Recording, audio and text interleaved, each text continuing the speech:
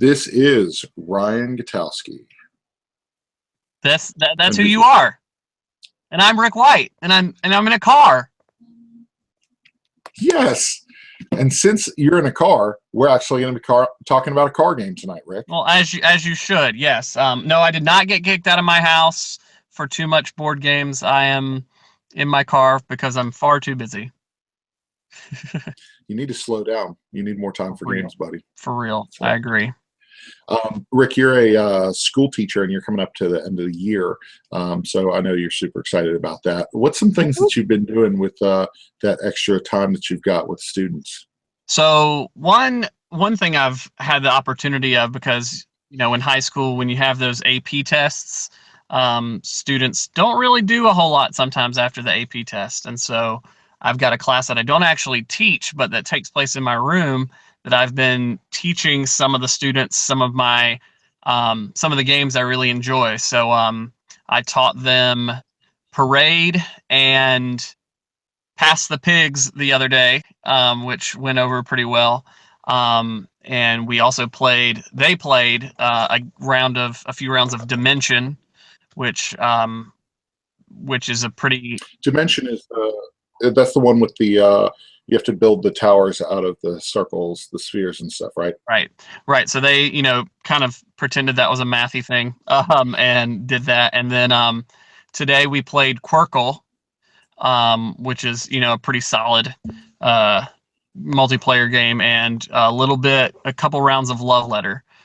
So I've been able to, when we have free time, I try to squeeze in some games, not just because I like them so much, but I really do think, like, certain games, when it involves like pattern recognition or problem solving and things like that, I really do think it's better than, them. Otherwise they might just sit on their iPad or do something, not quite as productive or, brain stimulating. So I kind of enjoy being able to give them the chance to work on some of those things and teach them some of the games that I like.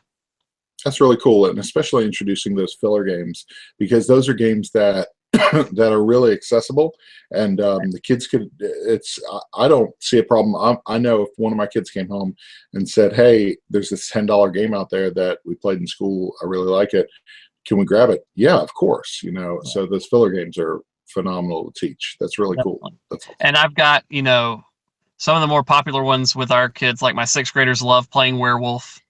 Because they get to use the app and all the different characters that they can squeeze in, the One Night Ultimate version of Werewolf. And then Jungle Speed has been a huge hit. Like, every time I break it out, that's one I probably need to review fairly soon, because it's so basic and, like, leads to, like, the other day, while the other classes next door were worrying about tests and stuff, they kind of came over the next period and were like, "What were you guys, like, so happy and excited about?" And I said, "Oh, we're just playing Jungle Speed. That's all right." Jungle Speed's a dexterity game, right? Yeah, kind of pattern recognition, dexterity. You know what? I just realized I'm wearing my seatbelt for absolutely no reason. I'm gonna go ahead and take that off. Safe driver, man. Safe driver, even when you're staying still. I want to, even when I'm parked, I want to be safe. Yeah, it's a really fun, fairly simple one, and there's a lot of versions of it that are pretty good. Very cool. I don't know if you ever played Gloobs. We got the game Gloobs a while back. I've never done a review for it, but that was one of those games that I think that as we played it more, we introduced it to a couple of the kids' cousins and stuff during the holidays this past year, and had a blast with it. I think I bought it last summer with the intent to do a review, and then I was like, oh man, I'm not going to do a review for this game because it's frustrating. But it was that pattern recognition. You're looking for certain things, and whoever sees it first grabs these little creatures, these little monsters. The game is really, the components are really cool, but until we got around some people who until we got around some kids who really had fun with it, it was kind of tough to get into, but now we dig it, so it's enjoyable. So awesome. Yeah, you are in a car, so I figured what better time than to talk about Formula D. Oh, snap. That's like a third of your life, that game right there. It has consumed me quite a bit, unfortunately. So I played some Formula D this weekend. It's funny because Aaron, my wife, did not like it the first time we played. She really disliked the game. Actually, it's essentially you're going around this track with these tiny cars. Here, I'll show you the back as if it, you know, Look, tiny you have this cars. track. Yeah. So you have this tiny cars on a track, and you're rolling these dice. And some would say, "Oh, well, it's just a game about luck because it's got tons of dice." No, man, you gotta really work on how you're coming into turns and everything else. And so I actually bought the game. I told somebody about the story. I bought the game with the intent of buying a copy for work, and then we were going to start a league. A bunch of us were starting a league where we were playing Formula D. And then next thing you know, we got super into it before I even brought it into the office. And I was like, nope, nobody's getting this copy. And so I bring it into the office probably every other week now. And a bunch of us have started a league. We actually ended our second season in the league. I did terrible. Shout out to Matt Lowry if you're watching. Matt won the second championship. This is the second season he's won. Luckily, he left the company, so now we'll you're gone. Yeah, that is how we win things, is by getting rid of the competition. Exactly. Either by slashing tires or hoping they get another job.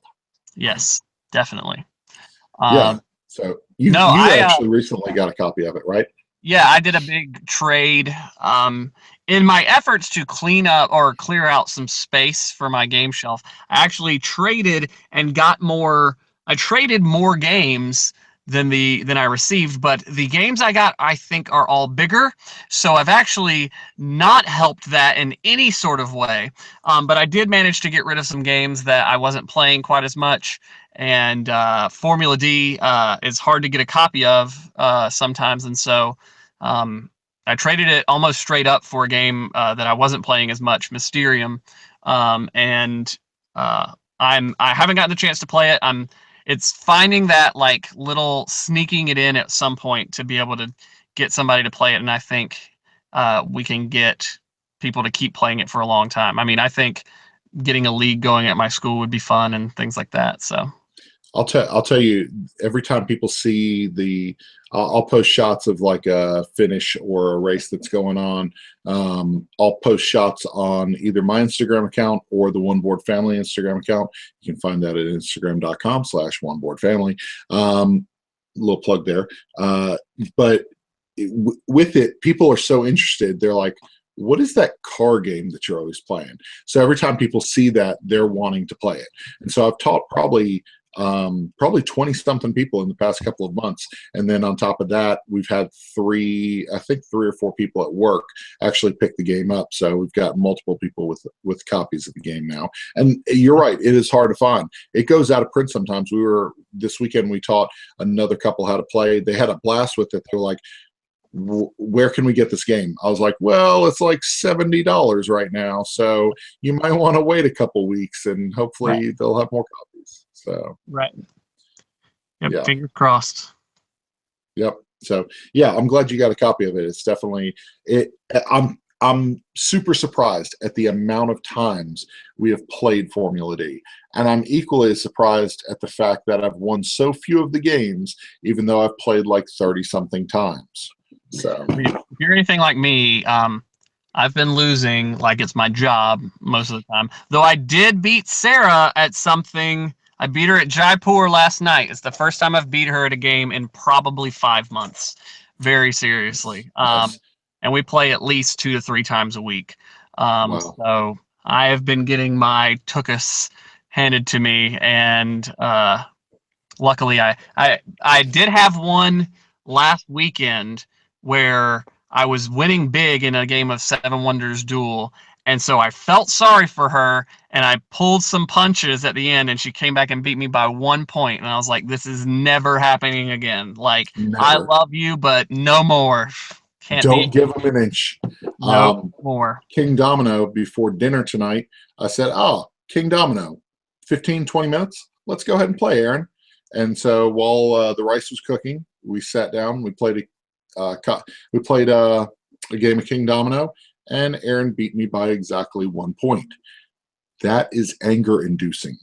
Most certainly. Furious. I think I saw, and I could be 1,000% wrong, but I think it got nominated for the Spiel de Jahres, like small one of the Spiel de Jahres awards this week. Yes. How apt. I'm going to pull that list up right now, actually. Sorry. And I could be completely destroying the pronunciation of that, but it's okay because I tried. No. So the Spiel des Jahres is basically an award that has been given out for many, many, many years. So actually, I'm going to try to find that list real fast and see if we can. Some of the games. Do you remember some of the other games that were on there? I had not heard of. I know that Kingdomino stuck out to me because I had seen you talk about it before, and I don't think I was as familiar with any of the rest of them. So, yeah, I'm a huge fan of. That is definitely one of my favorites. So, there we go. Okay, I got the list coming up. Yeah, Kingdomino is a pretty amazing little game. I really like it. So this is, I'll run through them and see what you think. Okay, so Spiel des Jahres nominees for this year: Kingdomino, much different than the American box. So Magic Maze, which I've not heard of, nope. but the artwork looks really cool. El Dorado is the other one from Ravensburger, and then let's see, and then you have Exit the Game. Have you played Exit the Game? That's heard of Exit the Game, but I have not played it. Okay, that's one of those one of the many escape room games that have come out. So I don't know how to say the other name of one of these games, so I'm not going to say it. Rober. I just wanted to say something offensive in another language and us not know about it. Oh, exactly. Well, I feel like I do that every day anyway. Terraforming Mars, which I know you know about. So Terraforming Mars, that's still a game that I haven't played yet, but I every time I see it, I'm like, man, so bad. One day. Yeah. So those were on the short list for the Spiel des Jahres this year. So pretty awesome little award. I really hope Kingdomino gets it. It's definitely top of our list. So, but yeah, and then yeah, I think that's it. I don't know what Magic Maze is. I want to check that out. It looks interesting. We'll be Googling it and we'll be featuring it within weeks, or never buy it ever. One of those two. Exactly. Yeah. Well, I've actually got a Kingdomino. I'm actually going to be doing a review for Kingdomino. Let's talk about like review stuff on the site right now. We just put up a video review for Batman the Animated Series dice game from Steve Jackson Games. Really cool little game. If you are not an owner of zombie dice already and you like Batman, buy this game. It's a lot of fun. It's quick to travel, and I love the fact it's a little thing, but I like it. It comes in a plastic cup versus the cardboard cup that zombie dice comes in. Because zombie dice, I feel like we would take zombie dice down to the pool, and I'm like, man, this cardboard cup's going to get destroyed. Right. So, but yeah, I really like the plastic cup for Batman. And then I've got Kingdomino. We're going to be doing some work probably next week featuring Kingdomino on oneboardfamily.com, and then a super underrated game that I love and does not get a lot of love from 2016, Vikings on Board. So I'm going to do a review and actually a playthrough of that game. It's a lot of fun. It's super cutthroat. It's a worker placement game that I feel like not a lot of people have paid attention to. Yeah, so. And you did the Flip City Wilderness review not too long ago too.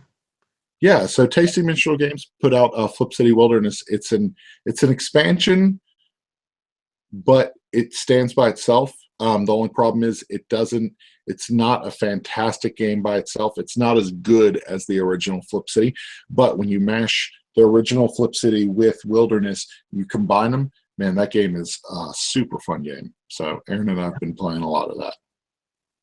Awesome. Yeah, I did a couple previews of. Sorry, I'm trying to get better Wi-Fi.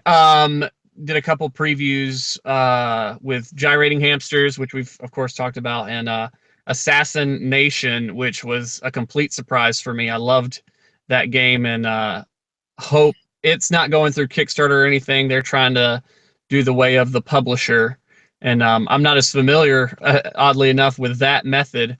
So kind of gonna try to stay in contact, see how that goes for that game's creator, whose name escapes me at this point. But Yeah, yeah, I read your Assassination preview. It sounds super cool. It sounds yeah. like a game, and it kind of sounds like a party game, but you said it's 4 players, right? Actually, I ended up editing it because the guy reminded me it goes to 6. So it's and I gave him some feedback, and he actually told me like some of the things that I had mentioned in my preview they're looking at making edits to. So it's kind of cool to see like, perhaps thinking about helping a game become better. And I felt the same way with Gyrating Hamsters. They met their Kickstarter goal and met it pretty quickly. I don't know, if I know that I didn't have that much to do with the game, but it does feel cool to watch a game go from its birth into being, people are going to buy that. That's going to be in people's hands, and knowing that I kind of got to watch that develop into something that's still. I mean, I've had it a couple of times now, but it still feels really cool. That's really cool, man. That's cool, and that's one reason why we do previews, because we know previews are not the end game. We know they're not in their perfect form, but we want to give you guys, the viewer, the people who are consuming the stuff on oneboardfamily.com, we want you guys to check it out and see kind of how this game's evolving and how you can get a hold of it. I'm really, I know next time we get together, I need to play Assassination, because that sounds super cool. And now that you told me that it's up to 6 players, that's even cooler, because I love party games. Right. Yes, and I mean, I'm starting to disappear as the I know it's getting darker. So I'm disappearing. I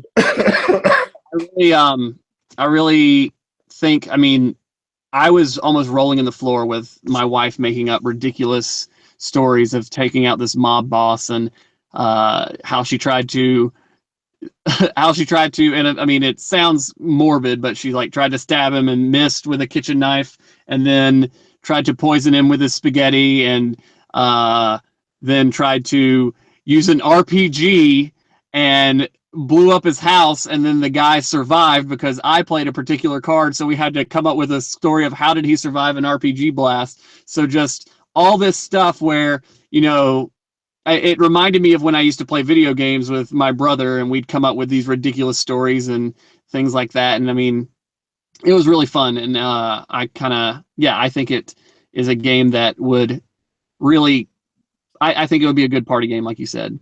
So really cool. Yeah, and hopefully, as this school year comes to a close, I'll be able to do reviews. I mean, I've got, I made a list the other day, and I've got 8 games that I have footage of. I just need to make the reviews. So hopefully I'll be able to jump in on some of those coming up as well. Hopefully it won't be like, here are 1 million reviews at once. So we'll try to space those out a little bit. We'll space them out for you. So yeah, that's cool. And Rick, thank you for taking time out of your night to jump in and tell us what you've been up to and what you've been playing, and tell us about these awesome games. And I think we're done. So this way I'll let the darkness envelop you, and you can go on your way. Yeah. Excuse me while I disappear into the night. That was stupid. Creepy. I apologize. It's not the first stupid thing you've done on film. You're not wrong. You're not wrong. Yeah. Okay. Well, have a great night, Rick, and we will catch you next time. This is Rick and Ryan live from One Board Family. Bye-bye. See ya.